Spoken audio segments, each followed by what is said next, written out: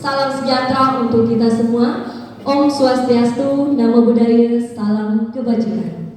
Sebelumnya, perkenalkan saya Cornelia Junia. Saya Mia Tantri. Kami akan memandu kegiatan acara talk show kita pada hari ini. Benar seperti itu, Bu Mia? Benar sekali, Bu Cornelia. Oke, dengan penuh rasa syukur, hari ini kita berkumpul dalam acara talk show dengan topik yang sangat relevan dengan dunia pendidikan sekarang ini, yaitu pembelajaran mendalam. Saya ingin mengajak Bapak Ibu berpartisipasi ketika saya mengatakan pembelajaran mendalam. Kita harus menjawab apa, Bu Mia? Aktif dan efisien. Bisa kita coba, Bapak Ibu? Pembelajaran mendalam, aktif dan efisien. Oke, luar biasa. Beri aplaus untuk Bapak Ibu. Benar sekali, karena pembelajaran mendalam memang mengharuskan siswa terlibat aktif dan guru mengelola pembelajaran secara efisien. Dan itu yang akan kita kupas bersama pada hari ini. Benar seperti itu, Ibu Mia? Benar, Ibu Cornel. Oke. Oke, karena melalui sesi ini nanti kita berharap bisa mendapatkan gambaran yang lebih jelas tentang apa sih pembelajaran mendalam itu, kemudian bagaimana sih pembelajaran mendalam itu bisa diterapkan secara aktif dan juga efisien. Sehingga nantinya peserta didik tidak hanya dapat memahami materi, tetapi juga mampu untuk menerapkan dan mengembangkannya. Dan tentu saja acara ini akan menghadirkan beberapa narasumber hebat yang telah berproses langsung dalam penerapan pembelajaran mendalam. Mereka bukan hanya memahami konsepnya saja, tetapi juga menerapkannya di lapangan, menghadapi berbagai tantangan, dan mencoba berbagai pendekatan dan menemukan strategi-strategi yang efektif.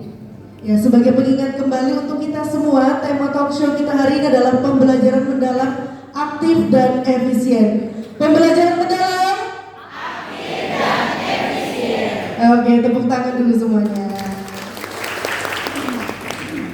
Baik Bapak Ibu, sekarang kita akan memasuki bagian yang kita tunggu-tunggu. Hari ini kita akan kedatangan 4 narasumber yang luar biasa, yang masing-masing memiliki pengalaman dan sudut pandang berharga tentang penerapan pembelajaran mendalam. Mari kita sambut dengan hangat keempat narasumber kita hari ini.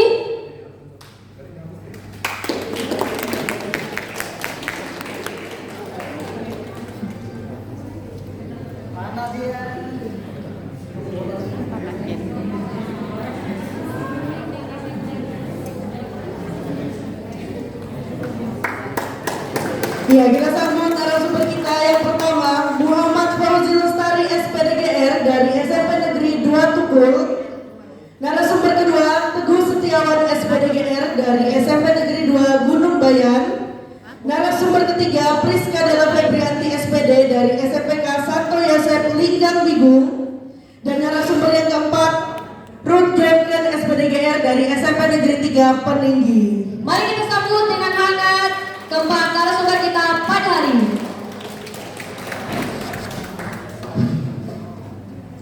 Selamat datang Pak Fauzi, Pak Teguh, Ibu Priska, dan Ibu Ruth. Bagaimana kabarnya hari ini?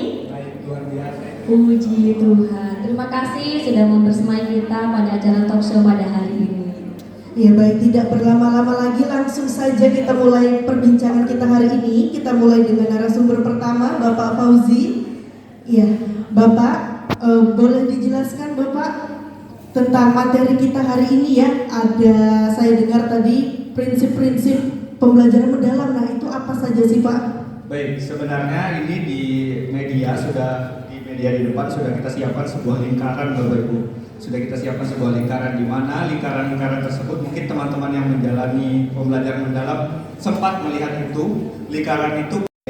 Maka hari ini kami akan menyampaikan topik tentang prinsip pembelajaran mendalam di dalam lingkaran itu, yang berupa berkesadaran, bermakna dan menggembirakan. Di sini saya akan menyampaikan bagian berkesadaran, dan kedua teman saya nanti akan menyampaikan bermakna dan menggembirakannya. Baik, berkesadaran Bapak Ibu adalah pengalaman belajar yang disematkan ketika siswa itu mempunyai kesadaran atau mampu meregulasi dirinya Apa itu meregulasi diri? Artinya peserta didik itu bisa tahu makna, tujuan, dan langkah-langkah yang akan dia capai untuk mencapai tujuan akhir di pembelajaran tersebut. Adapun penerapannya itu nanti peserta didik akan diberikan pertanyaan pemantik ataupun menjelaskan tentang tujuan pembelajaran. Diharapkan tujuan pembelajaran tersebut dan juga pertanyaan pemantik itu bisa mendorong mereka untuk memikirkan langkah-langkah untuk mencapai hal tersebut, begitu. Nah, adapun penerapan yang lain tentu kita menemui peserta didik itu kadang ada yang terkendala walaupun dia sudah tahu langkah dan tujuannya. Nah, disitulah kita sebagai guru harus menjadi pembimbing dalam artian apa? Kita tahu kendalanya apa, lalu kita berikan. Misal dia kurang percaya diri dalam presentasi, kita tanyakan kendalanya apa. Kalau kendalanya adalah dia kurang memahami materi, maka kita bisa memberikan lembar pengawasan diri. Lembar pengawasan diri itu adalah sejauh apa dia sudah memahami materi tersebut. Atau dia kurang percaya diri. Kalau dia kurang percaya diri, itu kita bisa memberikan dia tugas-tugas yang sederhana dulu Bapak Ibu. Seperti misalnya itu mengatur media, lalu nanti lanjut sebagai pematerinya. Begitu. Terima kasih. Wah, luar biasa sekali jawaban dari Pak Fauzi. Benar sekali. Terima kasih. Tadi yang dapat saya simpulkan, Pak Fauzi menegaskan bahwa prinsip berkesadaran membantu siswa menjadi pembelajar aktif yang mampu mengatur waktu dan memantau proses belajarnya. Benar seperti itu Pak Fauzi. Terima kasih atas jawaban yang luar biasa kepada Pak Fauzi. Oke, kita beralih ke narasumber kedua kita. Selamat pagi Pak Teguh. Oke. Ini saya ada mau menanyakan, menurut Bapak, bagaimana memaknai apa itu pembelajaran bermakna bagi siswa dan seperti apa prakteknya di kelas? Terima kasih atas kesempatannya Ibu Pemilihan. Jadi pembelajaran bermakna ini adalah proses di mana peserta didik atau siswa dapat menghubungkan konsep baru ke dalam pengetahuan dan pengalaman yang sudah ada, sehingga materi yang diajarkan nantinya akan relevan dengan kehidupan nyata atau kontekstual dan juga menjadi pemahaman yang lebih mendalam. Berbeda dengan hafalan. Kalau hafalan itu hanya sekedar mengulang tanpa konteks, sedangkan untuk pembelajaran bermakna ini mendorong siswa untuk lebih kritis dan juga dapat lebih kreatif. Sehingga tujuan dari pembelajaran bermakna ini adalah untuk menciptakan pemahaman yang lebih mendalam, kemudian pengetahuan dalam waktu jangka panjang, dan juga dapat diaplikasikan ke dalam kehidupan nyata. Contoh penerapannya seperti ini. Misalkan saya adalah seorang guru bahasa Indonesia, kemudian saya akan membawakan materi tentang teks deskripsi. Jadi pada pembelajaran saya nanti, saya akan meminta siswa saya untuk mendeskripsikan sesuatu atau benda yang paling dekat dengan mereka. Misal, contohnya saya akan meminta peserta didik saya untuk mendeskripsikan benda kesukaan mereka atau hewan peliharaan yang ada di sekitar rumah mereka. Jadi dengan itu akan menjadi pemahaman yang lebih mendalam dan juga pengetahuan jangka panjang buat mereka. Kurang lebih seperti itu. Terima kasih. Wah, luar biasa sekali. Iya, dari penyampaian Pak Teguh ya, artinya pembelajaran bermakna ini merupakan proses ya Pak ya. Ketika siswa tersebut bisa mengaitkan konsep baru ya dengan pengalaman yang sudah mereka miliki. Tadi saya dengar juga contohnya mereka mendeskripsikan untuk barang kesukaan dan juga hewan peliharaannya. Saya baru tahu Pak, ternyata hal-hal yang ada di sekitar siswa itu bisa dijadikan untuk materi mereka, terutama bahasa Indonesia untuk teks deskripsi, begitu ya Pak ya. Oke, terima kasih banyak Pak Teguh atas penjelasannya yang sangat mudah dipahami. Selanjutnya kita akan beralih ke narasumber ketiga kita, Ibu Priska. Ya, boleh Ibu saya bertanya untuk bagaimana sih pembelajaran yang menggembirakan itu menurut Ibu Priska? Terima kasih Ibu atas kesempatannya. Saya berkata sambil berkata cukup menegangkan.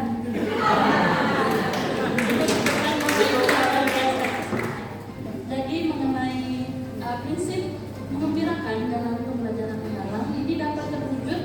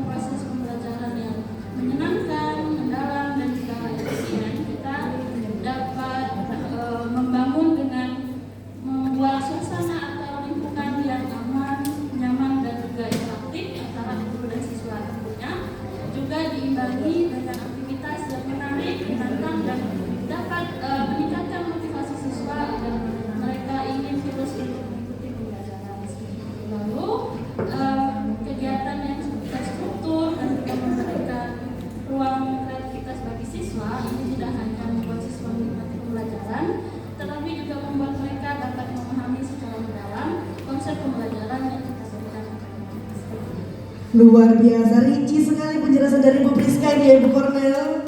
Benar sekali Ibu Mia. Tadi saya menangkap penjelasan dari Ibu Priska tentang pembelajaran yang menggembirakan ini.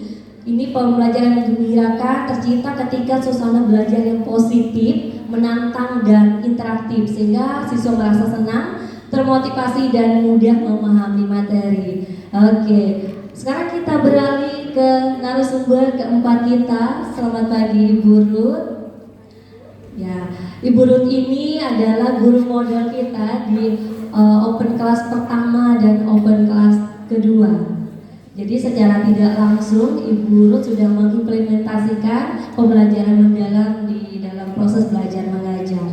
Oke, Ibu Ruth, apa saja tantangan terbesar yang Ibu hadapi saat praktek pembelajaran mendalam di kelas? Ya, baik, terima kasih Bu. Untuk tantangan dalam praktek pembelajaran pertama yang telah saya laksanakan, yaitu yang pertama tantangannya adalah masalah keterbatasan waktu, di mana waktu yang telah disusun dalam RPM pada saat dilaksanakan ternyata waktunya melebihi dari ketentuannya. Dan yang kedua adalah materi dan game yang saya laksanakan itu terlalu banyak. Dan yang ketiga yaitu siswa yang kurang aktif dalam mengikuti pembelajaran, di mana ada beberapa siswa yang mengobrol dengan temannya dan ada juga beberapa siswa yang bermain dengan alat tulisnya. Seperti itu Bu. Wah, ada berapa tantangan Bu Mia? Ada 3 tadi saya dengar Bu ya ketika menerapkan pembelajaran mendalam ini di dalam kelas ya. Kalau tidak salah saya ingat tadi ada manajemen waktu, kemudian beban materi dan juga partisipasi siswa. Nah, saya ingin tahu nih dari Ibu Ruth, dari ketiga tantangan tersebut ya, seperti apa sih upaya yang Ibu lakukan ketika menjalankan praktik tersebut meskipun banyak tantangan yang Ibu hadapi? Ya, baik. Untuk upaya yang saya lakukan dalam menghadapi tantangan tersebut dan memperbaikinya, saya melakukannya dengan inquiry kolaboratif bersama rekan kerja guru-guru. Dan di situ kami merancang kembali waktu agar lebih maksimal, dan kami juga memilih materi dan game yang tadinya gamenya ada 2, kami kerucutkan menjadi 1 game saja dengan jumlah nomor game yang sedikit, dan kami juga menciptakan lingkungan pembelajaran yang menyenangkan sehingga pada saat pelaksanaan praktek pembelajaran yang kedua atau open class yang kedua, pembelajarannya lebih aktif dan efisien, murid antusias dan semangat mengikuti pembelajaran. Seperti itu Bu. Wah, luar biasa sekali apa yang Ibu Ruth sampaikan. Upaya yang Ibu lakukan menunjukkan bahwa pembelajaran mendalam bisa berjalan selama guru mau mencoba, berkolaborasi dan mengevaluasi. Seperti itu Bu Ruth? Benar sekali. Terima kasih Bu Ruth. Iya, puji Tuhan ada begitu banyak pemahaman baru dan juga perspektif segar ya yang bisa kita dapatkan hari ini Ibu Cornel. Benar sekali. Sekali lagi kami ingin mengucapkan kepada Pak Pausi, Pak Teguh, Bu Priska dan Ibu Ruth atas sharing pengalaman nyata yang sangat menginspirasi kita semua hari ini. Ya, semoga apa yang kita pelajari hari ini bisa menjadi pijakan untuk kita semua untuk mengingatkan kualitas pembelajaran yang tidak hanya efektif tetapi juga bisa berdampak bagi perkembangan siswa kita. Bapak Ibu, sebelum kita mengakhiri talkshow kita pada hari ini, kami ingin mengajak Bapak Ibu untuk menyaksikan terlebih dahulu sebuah video testimoni. Video ini berisi pengalaman langsung dari peserta didik yang telah mengikuti proses pembelajaran mendalam dan semoga bisa memberi gambaran yang lebih nyata tentang dampak serta perubahan yang mereka rasakan. Selamat menyaksikan.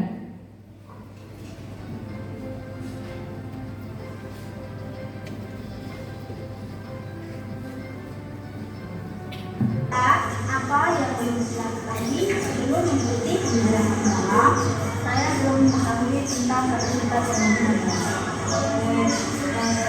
Apa yang sila ketahui setelah mengikuti pembelajaran mendalam?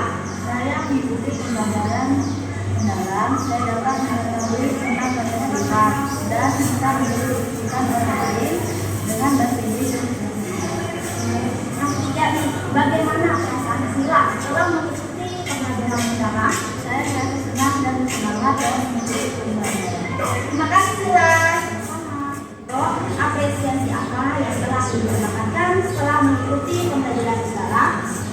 Apresiasi yang diberikan oleh guru saat pembelajaran mendalam yaitu memberikan aplaus kepada siswa yang menyampaikan presentasi.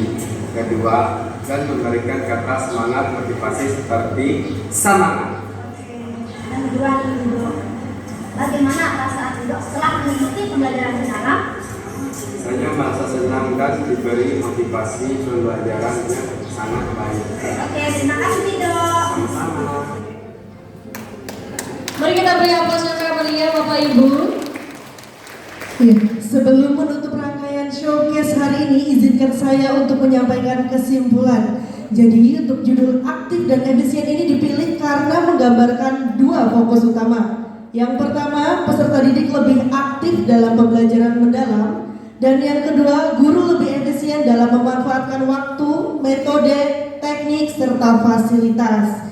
Untuk showcase yang ditampilkan dalam bentuk talk show menggambarkan perjalanan pembelajaran mendalam yang mulai dari video inquiry kolaboratif yang sudah kita saksikan di layar, kemudian 3 narasumber yang mewakili pemahaman kami, ada Pak Fauzi, Pak Teguh dan juga Ibu Priska. Kemudian 1 narasumber sebagai guru model, ini ada Ibu Ruth yang sudah berbagi pengalaman praktiknya. Meskipun belum mencakup semua materi, ya kami berharap showcase ini bisa melengkapi pembahasan hari ini. Demikian rangkaian talk show kita hari ini. Semoga wawasan, pengalaman, dan inspirasi yang dibagikan para narasumber dapat menjadi bekal kita semua untuk menghadirkan pembelajaran mendalam yang benar-benar aktif dan efisien di kelas masing-masing. Terima kasih atas perhatian dan partisipasi Bapak Ibu. Sebelum mengakhiri acara talk show pada hari ini, izinkan kami menutup dengan pantun. Siap ibunya? Siap dong. Berjalan jauh meniti harapan, Cakep. singgah sejenak di bawah rimbunan pepohonan. Cakep. Ilmu hari ini menambah wawasan, Cakep. semoga bermanfaat untuk pembelajaran. Wow, saya juga tidak mau kalah nih Bu Kornet. Saya juga punya Singkat pantun. ibunya, Ke taman gereja memetik bunga, cakep, bunganya putih, harum mewangi. cakep. Terima kasih atas kehadirannya. Tuhan memberkati kita hari ini. Sampai bertemu di kesempatan berikutnya. Saya Cornelia Junia. Saya Mia Tantri. Kami pamit undur diri. Selamat siang dan salam sejahtera untuk kita semua.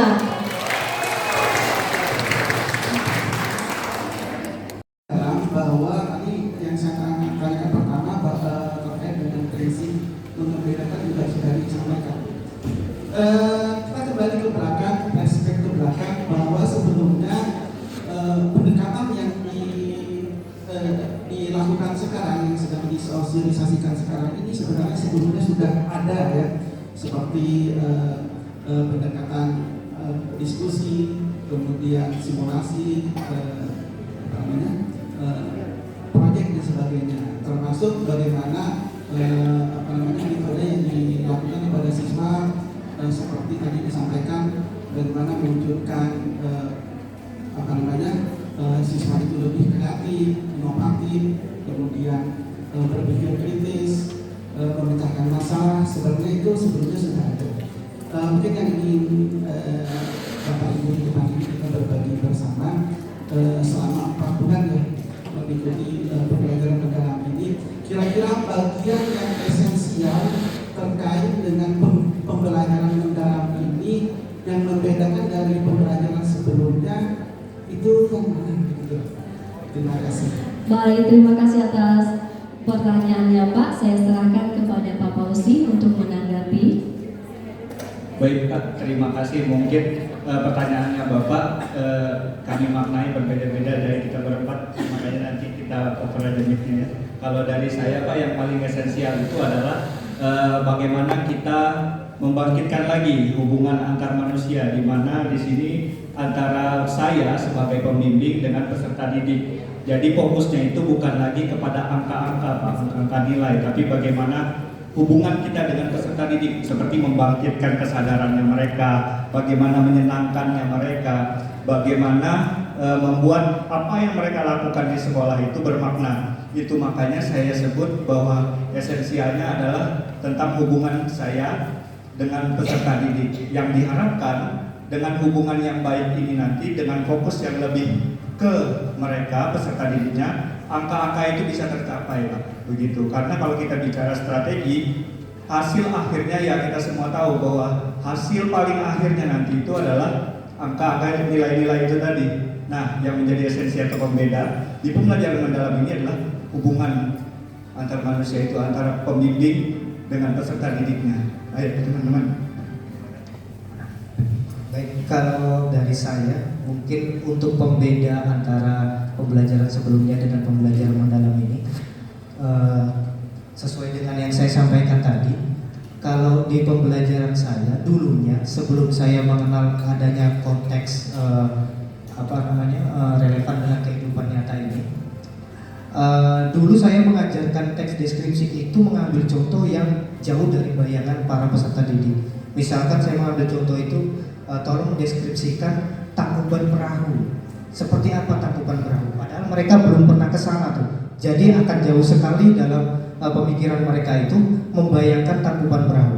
Jadi setelah adanya pembelajaran mendalam ini, saya ganti ke pemahaman mereka itu menjadi konteks yang lebih sederhana. Jadi contohnya itu meminta siswa untuk mendeskripsikan hal-hal yang paling dekat dengan mereka, sehingga mereka akan memahami lebih mendalam tentang apa itu bermakna tadi. Jadi dengan begitu mereka itu nggak perlu lagi membayangkan yang jauh, karena sudah ada di sekitar mereka itu sendiri. Jadi kurang lebih seperti itu. Mungkin tambahan. Baik, kalau dari saya sendiri, yang saya paling rasakan itu pada saat bagian kita bekerja sama dalam inquiry kolaboratif, di mana ternyata kita dapat membentuk tim yang solid untuk memecahkan suatu masalah dalam pembelajaran siswa di kelas, seperti itu. Oke, terima kasih Pak Fauzi, Pak Teguh, dan Ibu Priska. Bagaimana Bapak? Ya, pada saat tadi ya. Oke, silakan Bapak. Penjelasannya sangat menarik ya, arah dari pembeda dari pembelajaran sebelumnya dan pembelajaran mendalam. Ini bisa terakhir singkat saja mungkin dijawabnya. Menurut Bapak Ibu yang ada di tempat ini, sebagaimana yang sudah dijelaskan tadi, kira-kira implementasinya di sekolah mudah atau sulit? Silakan Pak Fauzi. Saya mewakili Pak ya. Tentu kita tidak bisa menghindari kendala, tapi dengan saya memegang bahwa perbedaan esensialnya adalah hubungan antar peserta didik dengan pembimbing, jadi saya merasa lebih dekat. Seperti misalnya mereka yang dulunya tidak saya perhatikan, mereka tampil presentasinya asal-asalan, jadi saya lebih dekat kepada anak itu, menanyakan kendalanya, lalu saya membuat langkah-langkahnya, saya belajar, dan pun peserta didik juga belajar seperti itu Pak. Terima kasih. Ya, bagaimana Bapak? Oh ya, terima kasih. Sekian dari kami tutup lagi. Terima kasih. Terima kasih dan selamat siang.